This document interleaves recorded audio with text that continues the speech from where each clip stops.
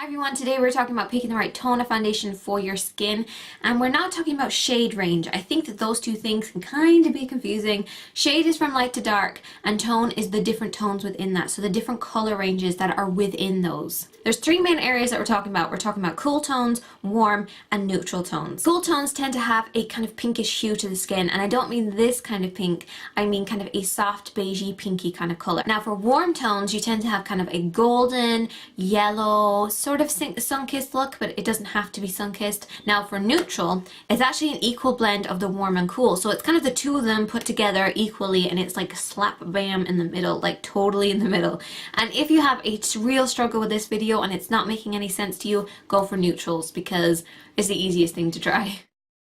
Now, where do you start when you're thinking about picking the right tone? You actually want to have a look at the neck area. You want to have a look at the neck area, and then you want to see how that works with the rest of your face, because we don't see people like this, okay? We don't see floating heads, okay? We see all of this as seamless and one. So all of this has to blend really well, but the tones in your body will be very different to the tones of your face, at least they can be, and for most people they actually are. Especially for women, we might have that kind of pinkish tone to the skin, but the rest of our body can be a neutral or a warm golden shade. So that's why you want to work with the two and make sure that you're counteracting anything here to blend with everything here, because it is much easier to apply this small amount of area with something than to change the entire body to match.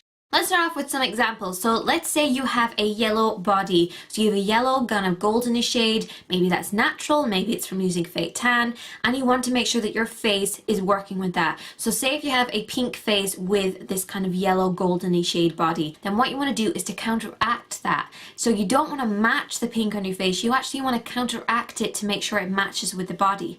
So what you want to try is to try a foundation that has a bit of warmth to it. So try a golden shade foundation or a yellow shade foundation, depending on the type of skin you have. Try them out, see which one neutralizes and see which one blends as well. What you want to do is get a very kind of seamless effect. So that's why you want to counteract that. A lot of people tend to match the tones in their skin instead of kind of neutralizing them so it blends with the rest of your body.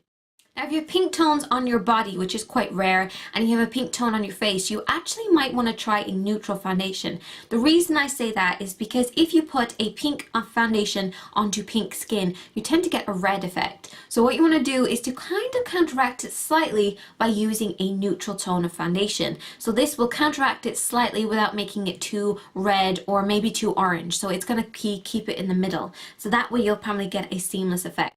Now, if all of this is totally gone over your head and you're finding it really confusing, then just stick to neutral, because you can't go wrong with neutral. It's the equal blend of the two. If you're looking for some foundations, especially in the drugstore, that do this cool neutral and warm shades, then I would check out the L'Oreal True Match foundations. They are awesome. They have C's for cool, they have N for neutral, and they have W for warm. A little bit different to MAC, I know. That MAC thing is just confusing. My next video, we're actually talking about shade ranges, so I will see you guys then. Bye bye.